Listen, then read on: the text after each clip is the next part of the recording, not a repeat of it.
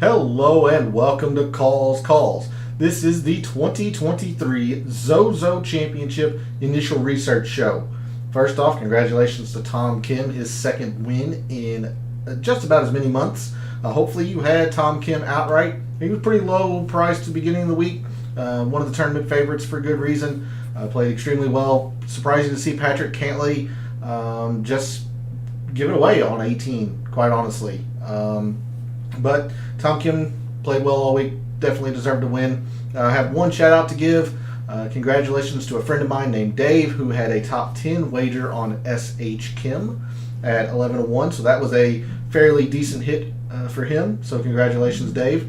And as always, if you have hits throughout the week, whether it be on a outright wager or with a DFS team, let me know, please, in the comments or in chat. Would love to shout you out at the beginning of a show, at the beginning of the week, like I am for Dave this week. So if you do have success, let me know. Reach out on social media, in the comments, all that good stuff. I do want to hear about it. That way I can give you proper credit to the world that you deserve. For me, not a great week. Was really high on Troy Merritt. He missed the cut. That tells you a lot of how my week went. I had some pretty good 5 of 6s. Not nearly enough to cover the losses that I had with the Troy Merritt miscut, the Lee Hodges miscut, who I was also really high on. A lot of the highly owned players, Tom Hoagie. I didn't have a lot of Tom Kim. I had some, but not a lot of Tom Kim. The 8-9 Ks that I were counting on, like Dean Burmester played well, but was middling. That just didn't come through for me. It happens. It was an unsuccessful week, no outright wagers, and then DFS was a lot of 5 of 6 and 4 of 6s. So not a successful week, but we're here to turn it around in the first no-cut event of the PGA Tour season. We are in Tokyo, Japan. So let's do what we're here for. All statistics provided tonight and every night are from FantasyNational.com. It is the best tool out there at your disposal. It's going to make you a much smarter gambler and a much better DFS player. Go check them out. It's well worth your investment. In the description to the video, there are links to all of my social media. Twitch, Instagram, Twitter, and Discord server. Twitch, I will be live tomorrow morning analyzing what I got correct and incorrect for the Shriners in my mixed condition model. I will be updating the massive course comparison sheet, all of that good stuff, and then I will also be doing winners research at the Zozo, the 2 years that it has been here in Tokyo. There was 1 year it came over to the States due to COVID, but we will be specifically focusing on the 2 years that it was in Japan, as that is the site again this year. So give me a follow at Twitch if you want to be a part of a more laid-back stream, a lot more research, pretty open to ask a myriad of questions. Doesn't even have to be about golf. I'll do DFS baseball and a lot of different other things too. But that's what I'll be focusing on, is the research for the winners tomorrow and updating my mixed condition model from last week, or at least critiquing its performance. So if you want to see that, give me a follow at Twitch. And then Twitter is where I'll be posting that research, or the findings of that research, to Twitter and Instagram. But Twitter is also where I post my betting cards throughout the week, or for the week's tournament. So give me a follow at those links as well. And then finally, we're live. Chat is open. I want to hear from you all that hopefully you did have some Tom Kim. Used a lot of him in DFS. I want to hear from you all. How did you approach this past week in DFS? Did you avoid Patrick Cantlay and Sanjay and try to build a balanced lineup using a bunch of 9s and 8s? Did you play both? If you had to choose one, who did you choose and why? Just want to hear from you all. What did you think about the Zozo? How familiar are you with it? All that good stuff. So let's not delay what hopefully will be a bounce back week for us. Let's do our initial research for the 2023 Zozo. And normally we start at the GCSA tournament fact sheet.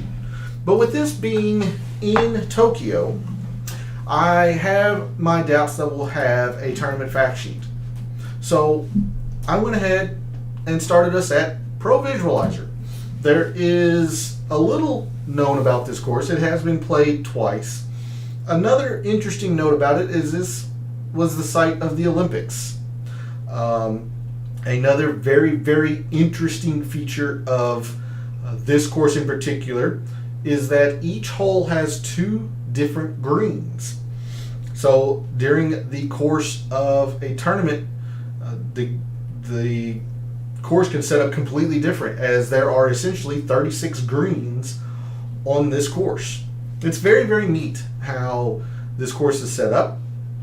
We are at Accordia Golf Narashino Country Club, just outside of Tokyo, Japan. This is going to have it listed as a par 72. It is not. It's a par 70. For the Zozo Championship, it is a par 70. But I'm bringing this up for visualization of the course and whatnot. The yardage will be roughly the same, maybe a little bit less when they convert some of these par 5s into par 4s, but in general it's right at 7,200 yards or so. But let's go ahead and go through this here. We start with a pretty innocuous looking first hole, and in fact, let me bring up the breakdown over here off to the side. So if you see me looking off to the side, it's me confirming what par 5s are turned into par 4s.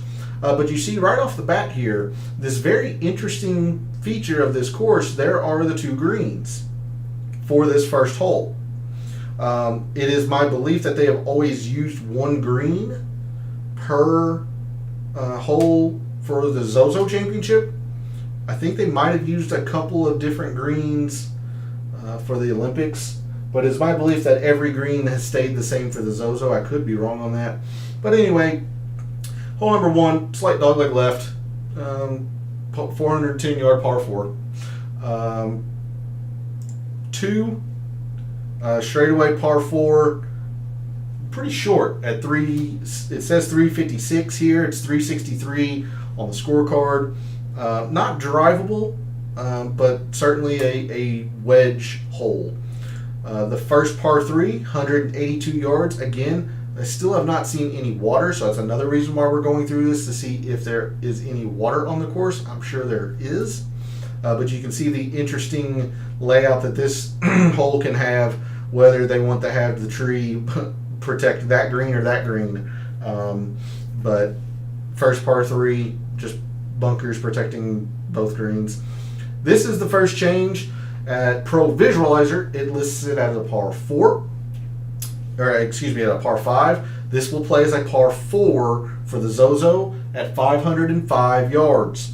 So there's our first hole with water in play.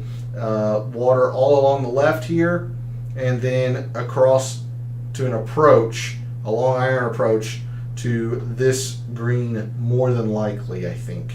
But we do have now 1 hole with water in play. But this is a very long, this is the most difficult hole on the course, 505 yard par 4. Hole number 5, again, par 3, long par 3 over water. So 2 straight holes with water in play. Hole 6, where's the layout here? Oh my goodness, what's going on with this hole? Par 5, 602 yards. Holy smokes, look at this thing. So you're teeing up over water this way, and then going back around the tree line that way. Holy mackerel. Okay, so, I mean, this water shouldn't be in play for the pros. It is for me, absolutely. But I guess the real challenge to this hole is perhaps not going so far right that you're challenging trees and therefore those water. But it's a pretty long par 5. Scorecard has it at 587. Okay, so looks like a big sweeping dogleg right with a tee shot that is very, very important to avoid going right into trees and water. Interesting. This is why I like going through Pro Visualizer if I'm not familiar with a course.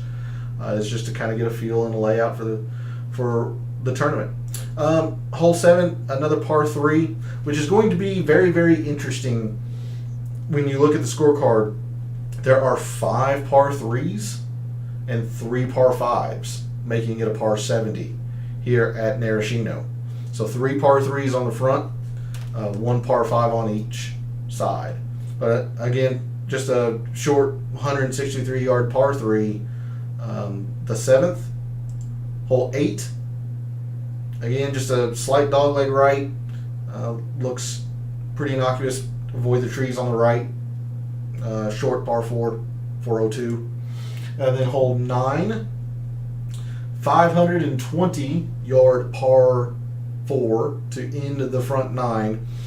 I think it plays to just right at 500 or a little under it on the scorecard. So again, there's a little bit of differentiation between Pro Visualizer and the scorecard. But again, I'm mainly coming here for course layout, visualization type stuff, how many holes with water in place, since we won't have a GCSA tournament fact sheet. But anyway, so long dogleg left par 4 to end the front 9. Hole 10, the third hole with water in play. Avoid the water here on the left to a short approach to a green protected by bunkers. Hole 11 is the other converted par 5 to 4. So this will be a par 4 for the Zozo. A par 4 at 486 yards. So a long, difficult par 4. But no water, just long and demanding. Hole 12, very long par 4, 512 yards. So back-to-back, very, very long par 4s, but no water in play on these 2 holes. 13, very short, 175-yard par 3, protected massively by bunkers. 14, the lone par 5 on the back 9. Again, no water in play unless you're really, really far left. Just honestly, it's a straightaway, probably 3-shot par 5, unless someone really, really gets into one that's 320 or so, 320, 330. It all depends on wind and all that stuff, but pretty much a 3-shot par 5, I would think, for this one. 15, short par 4, 392. Again, no water in play. 16, par 3, 187 over the water, so that's 4 holes with water in play, realistically. 17, long par 4, 455 dogleg left, and then the final hole, 18, the par 5, 593. So I misspoke earlier. I said there was 1 par 5 on each 9. There are 2 par 5s on the back 9, 1 on the front, but there are 5 par 3s throughout the course. So par 70 with 5 par 3s, 3 par 5s. So there you go, about 4 holes with water in play. A little bit of dogleg lefts and dogleg rights, all of the good stuff. I am going to close that out. It was lagging out the stream a little bit, so hopefully it wasn't too bad for you. Again, I just wanted to go through, get a feel for the way the course is laid out, all of that good stuff. So we now come to Pro Visualizer, or we come to Fantasy National, and the field is pretty solid this year at the Zozo. Your defending champion is Hideki on his home turf, and he is back in the field this year. There he is right there. But he's got a pretty solid field around him. This week's winner, Tom Kim. Xander is here. Sungjae, Corey Connors, Tommy Fleetwood, Cam Davis, Cameron Young. A lot of the President's Cup players are coming over. Terrell Hatton, the Zadenhoot, Colin Morikawa is here. And a pretty big field this week over in Japan. So there's a quick look at the players who are coming over to Tokyo to play. Let's get a feel for the course, how it has played a little bit in the past of what metrics we can gather. We don't get all of the data because ShotLink is not available over there. So we have some sparse data, but we do have some that we can look at. So Accordia Golf Narashino, there is the scorecard view of the course. Again, there are 3 par 5s and 5 par 3s. Number 3, number 4, and the 5th. The par 4 5th placed a 3/10 of a shot over par. Very difficult hole. But you have the 18th placed a half a shot under par. It has a 3.2% eagle rate. But you'll notice there's not a lot of eagles here. 3.2, 1.5. I mean, even the other par 5 I was mentioning is a 3-shot hole. It really only yields a birdie 22% of the time. It does play under par, but it is not really attackable.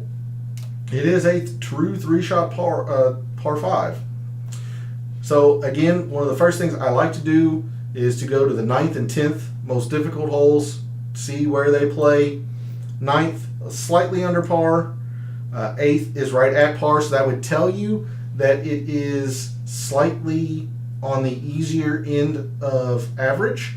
It's a bit misleading. Again, we need to look at some of the totals here.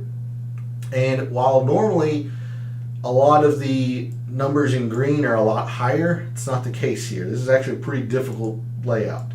You do have a half a shot hole here, the 18th, 3/10 of a shot, but then you drop all the way to basically 1/10 of a shot under par. So you have really 2 scoreable holes, and you've got some decent chances if you're playing well. You've got some 700ths, 600ths, and all that, but I mean, there is a brute of a stretch here where you have 3/10 is the most difficult. The third most difficult is 2/10 over par. This is a quarter of a shot over par. 1700ths, 2/10 over par. It gets very, very difficult very, very quickly. And this is the brutal stretch I was referencing, this 4-hole stretch around the turn, 9, 10, 11, and 12, where combined, on average, you are about a half a shot over par or more per round. It's just a very difficult layout. Fair amount of birdie chances, but there are a lot of bogeys here, and you've got your doubles where water lurks. So, there's a look at the Narashino from a scorecard view. Strokes gained by hole by par for your top 10s. Really, really even. Move it to the top 5s. To be expected, the par 5s gain a little bit, but not by much. And then finally, your winners, all in par 3s. All in par 3s. So that is going to be something we're going to look at heavily this week, scrutinizing these par 3s quite heavily. Since there are 5 of them, it makes a whole lot of sense. Par 5s are still important. They are the 2 most scoreable holes, and then the other one plays under par. It's the 10th most difficult, but you still need to score on the 2 gettable holes. But with 5 par 3s, this makes a whole lot of sense on why we are going to scrutinize a lot of the par 3 data. So there's a look at the strokes gained by hole by par. No off the tee, approach, putting, around the green metrics. Again, we have sparse data. We have some, but not all. So we'll do the best we can with that. But so far, we're looking at just strokes gained par 3s. Hole composition. 3 of your 5 par 3s come from 175 to 200, so they're not long, They are just difficult. Pretty slopey, undulating greens. I do not think they are considered big by tour standards. But again, with no GCSA tournament fact sheet, don't really have a lot to go on there. But 3 par 3s from 175 to 200, and then 1 each in the lesser yardages. 1 extremely short, and 1 that's 150 to 175.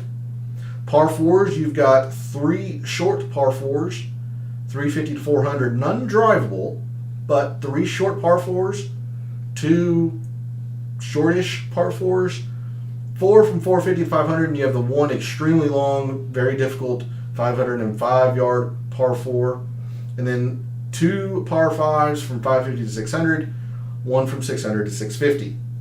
So there's a look at the whole composition. If anything, maybe the par 3s from this length stand out, but that's what the data dive will be for tomorrow, to really scrutinize that. Scoring distribution, you see pars about 17.9%, 14.8, and then 1.6, so roughly right at even, roughly speaking. Birdies might slightly outweigh the bogeys and the doubles, but it's very close. Driving accuracy, very, very inaccurate here. This is just a tough golf course, so we might be looking at some of that here. Fairways difficult to hit. Greens slightly less than tour average. Again, without any green data or green size data, kind of hard to speculate as to the size of the greens. The course does play fairly difficult. Players are able to scramble here more successfully than the average tour event, and the 3 putts per round are quite significantly less than the average tour event. Again, no proximity data, no putting from 5 to 25 feet or whatever, just kind of the overarching or grand view type of metrics here at Maraschino. With that, instead of going back to the strokes gained page view, let's take a look at the historic conditions. And with that, we will see last year it played extremely difficult and then 1 round of average. We will ignore 2021. That was the year it moved to Sherwood due to COVID. 2020 was basically average. You had 2 rounds of average, an easy and a difficult. Now, both times when the course was played at Maraschino, it is measured less than 7,200 yards. So I think it's probably a pretty safe bet. We could look at some short course metrics, even though on Pro Visualizer it measured at 7,250 something. Again, 2 of those par 5s needed to be converted to par 4s. That's going to shorten the course. So I think it's probably pretty safe to say it's a short course, but it's certainly not extremely short, I guess is the way I'm trying to say it. Don't really have an idea on speed. The greens, I'm going to guess, are past Palom. That would make the most sense. Most overseas tournaments or overseas courses are past Palom. That's a lot in the Caribbean. The Mexico Open was past Palom. The WGC Mexico Club de Chapultepec was past Palom. So most of the time you'll have past Palom overseas. So I think it's safe to say we can look at past Palom as far as green type surfaces. But there's not a lot of past Palom data, so we might just look at putting in general. But hitting fairways have been difficult.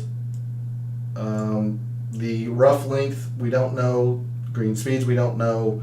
All that stuff. But there is the historic conditions that have been at the Zozo at Accordia Golf Maraschino.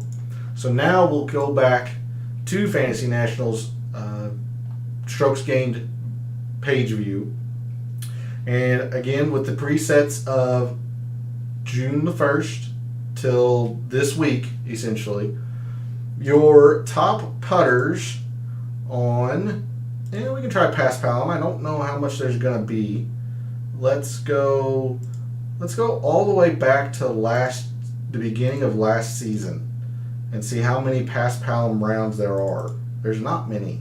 I didn't think there would be.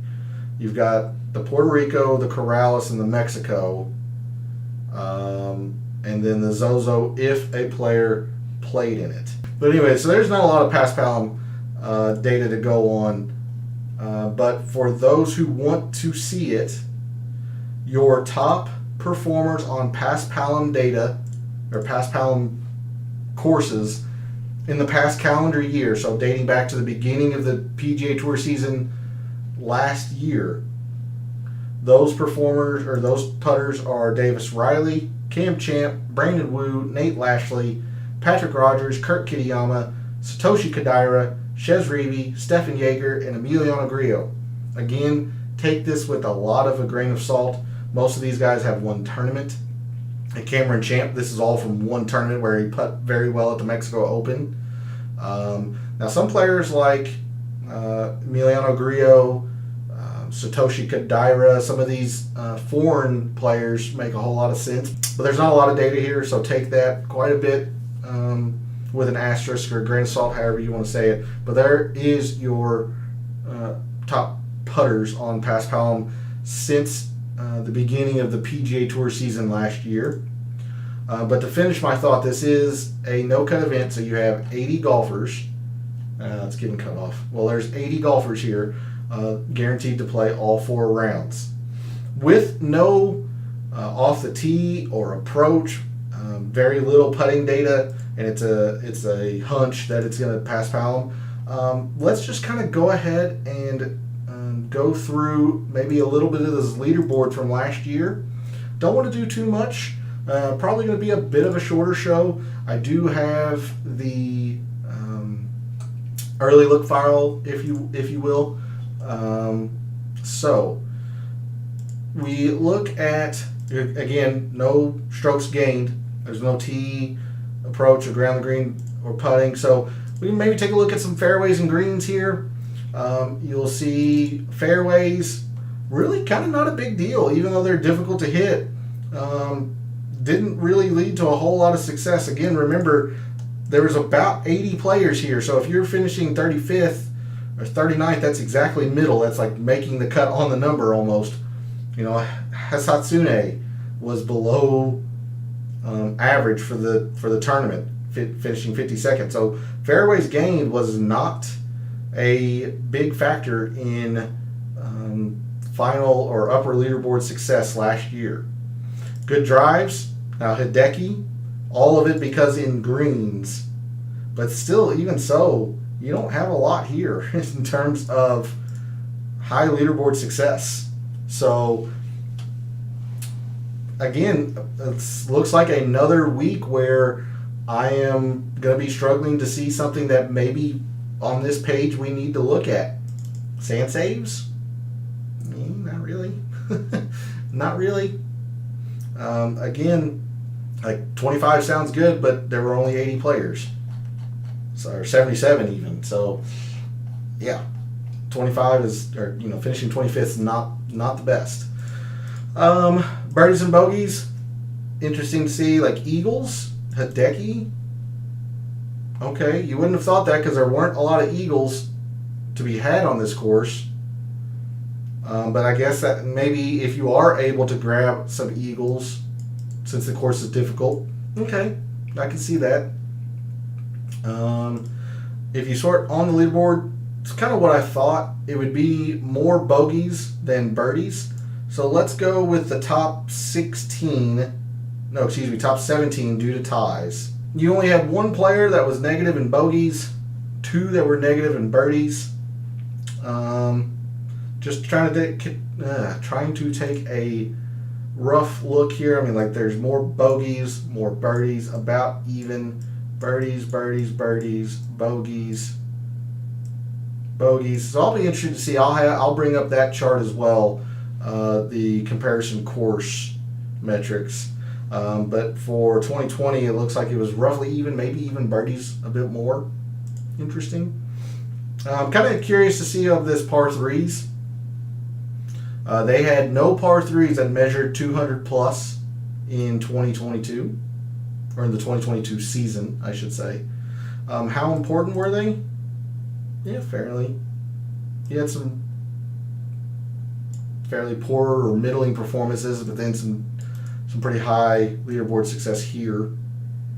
0 to 150, so 2.6, 2.7, 3.8. Okay, so to be expected, probably the 175 to 200's more important than the other two. Okay, like Hideki was here. Where was he on this one? Pretty far down. It's not even in the top page view here. And then led in the 0 to 150. Okay.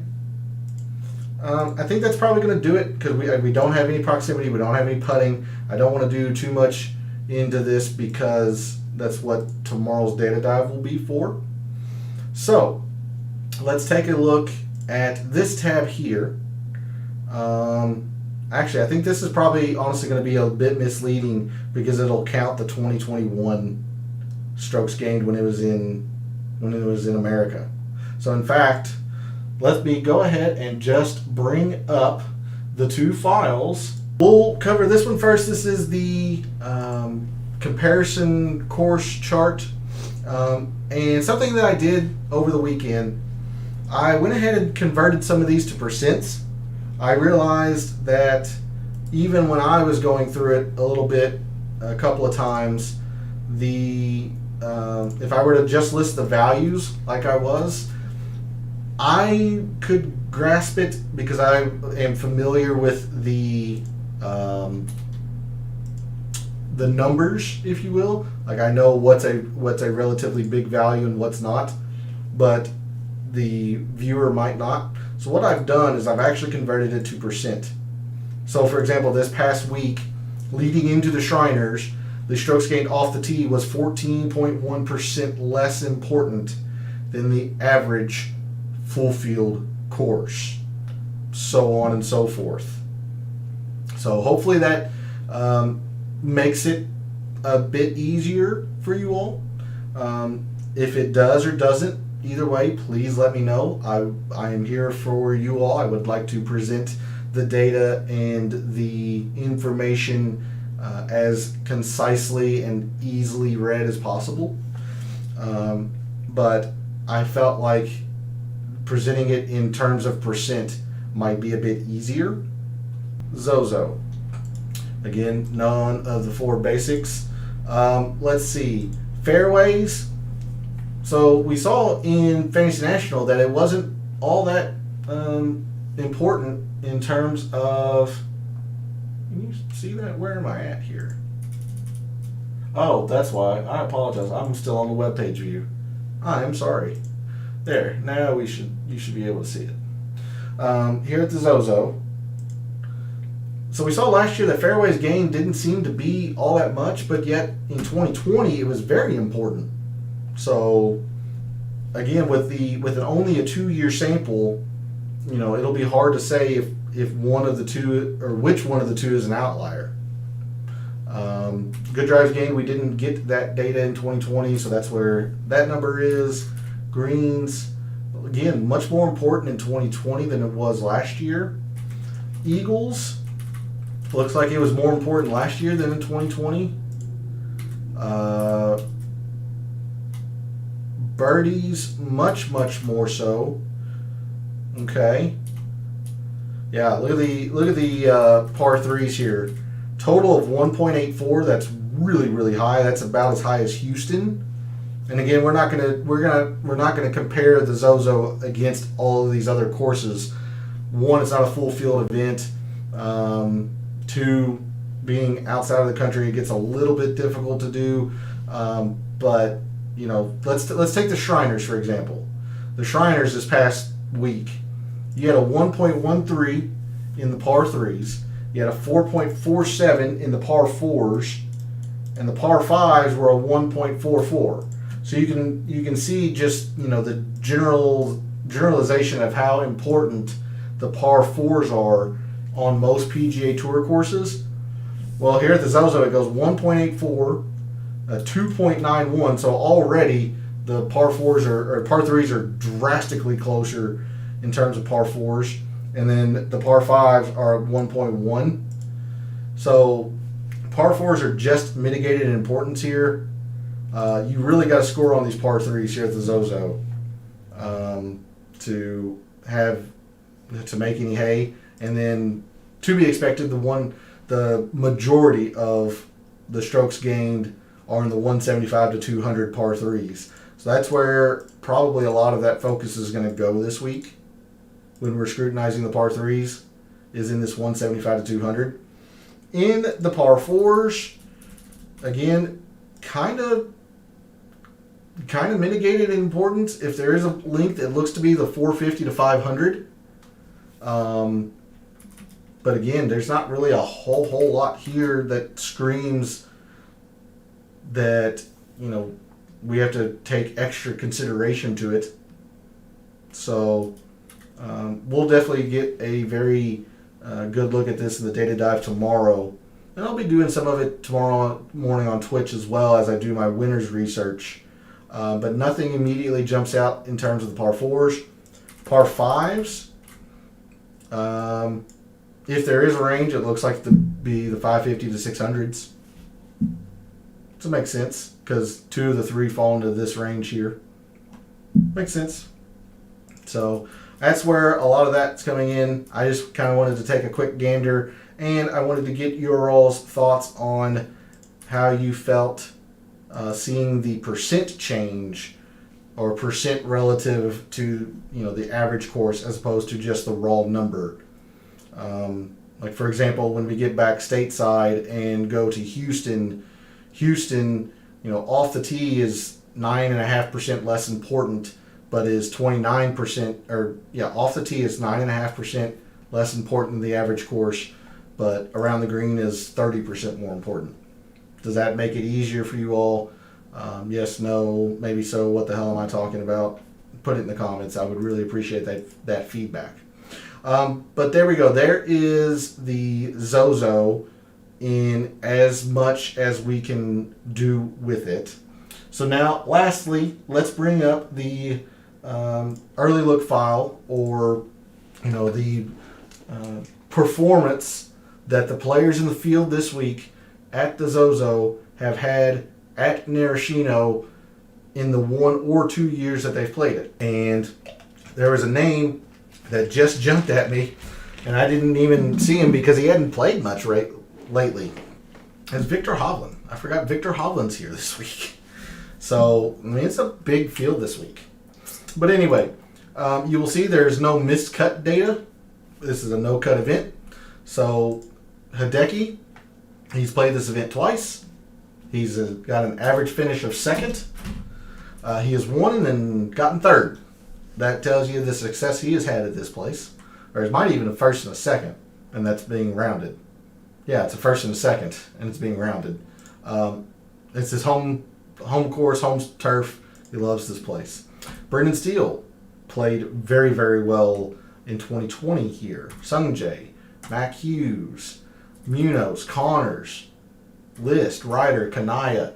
These players have all played it, their one time well. Keegan has played it well both times.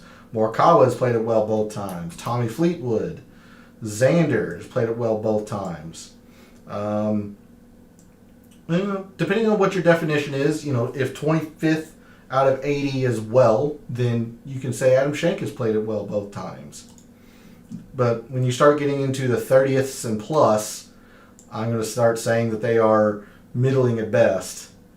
Again, there were 77 players last year. There's 80 this year, and I can't remember offhand how many there were in 2020. But, yeah. Again, no off-the-tee approach, putting, all of that. So we'll start with fairways, good drives, greens, and sand saves. You can see Hideki has been all in greens and good drives. Let's see. Anything... Actually, of the players who have actually played the event both times when it was at Narashino, okay, maybe greens here. Yeah. Sand saves, maybe a little less so. I got excited here at the top, but maybe a little bit less so. Fairways, okay. But if you're saying fairways and greens, then you would think it was good drives gained. But like Keegan Bradley has been fine in the greens and I mean okay at the fairways, but he's been negative in good drives gained. Tommy Fleetwood has been fine with fairways, fine with greens, but really bad with good drives gained. Okay. So of this, I would tend to think greens in regulation looks like the more important. Maybe. I don't know. That's close. Maybe it is fairways. Let's move on over to eagles, birdies, bogeys, all the good stuff there. I mean, as much as these guys have played it well, I don't know how much eagles is going to come into it. There's just not a lot of eagle chances. Like you have Hideki who's even. Keegan is more birdies. Morikawa is more bogey avoidance. Birdie, birdie, bogey, bogey, bogey. About even. It's like what we saw during the leaderboard from last year. About even. Double bogey avoidance might be a thing here. Might be a thing. Par 3s, very, very important, you can see. 4.3 and 3.3 from the two guys that have played it the best. And you're generally going in a descending order. CJ Pan has not played this event well, and he's been awful at the par 3s. Kodaira has not played this event well. He's awful at the par 3s. And you can see the guys who have generally played the par 3s 175 to 200 well have generally been okay at this tournament. So, good thing there that common link is being backed by the data. Par 4s, again, kind of mitigated. I mean, Hideki has demolished them in the most important range if there was one. Adam Schenk has played these par 4s extremely well as well. What's he done on the par 3s? Mediocre. Okay. What's he done on the par 5s? Just out of range for you all to see. Not good. That's why. Okay. Par 4s, okay. Like a 4.5 from Troy Merritt. But, I mean, Hideki's in the 8 and then it drops precipitously. Par 5s here. You can see the rest of it. Good. Par 5s, you got a lot of positive here. Like I said, you got to take advantage of the par 5s here at Narashino. They are they're your two best chances. The other par 5 is, pretty even or pretty equal in terms of in relation to par. But the two easiest holes are the other two par 5s. So you do have to score on those. And it looks like the 550 to 600 would be the more important. As you can see, like the heavy green is a 5.9, whereas that same heavy green is a 1.8. So that makes a whole lot of sense there. Okay. I knew it'd be a little bit of a shorter show. Not a lot to cover, especially with some of the lack of data that we have. Not able to get a lot of putting, all of that stuff. Didn't want to go through a whole lot of the intense data digging tonight, since that's what tomorrow will be. But tomorrow on Twitch, 10:30 in the morning Eastern, 10:30 a.m. Eastern, I will be doing some research around the winners. I'll be doing some critiquing of my mixed condition model from this past week at the Shriners. See where I was right, where I was wrong. All of that stuff, how Troy Merritt ended up being so high in my rankings and him playing awful. So if you want to see that, make sure you give me a follow at Twitch and join me tomorrow at 10:30 a.m. It's a much more relaxed stream. Got a little bit of music going in the background, and like I said, it's just much more laid back, just doing some research. The math nerd is nerding out, and open questions. Doesn't even have to be around golf. I'll field whatever questions if you do DFS baseball or You don't want my opinion in fantasy football because I'm terrible at fantasy football, but I'll give it so you can do the opposite. But really, it's just kind of open. Come hang out. We'll talk about golf and gambling and all that good stuff. Maybe even jump in and play a game or two. But that is going to do it for the initial research show tonight for the Zozo. But thanks for tuning in and watching and listening, supporting the channel. If you liked what you saw, if you liked what you heard, I hope you consider subscribing to the channel. It would help me out a lot. But thanks for tuning in and watching. For all of the wagers you made this past week at the Shriners, for all of the DFS contests you entered this past week at the Shriners, and until I see you tomorrow night for the Data Dive show, may all your bets be profitable.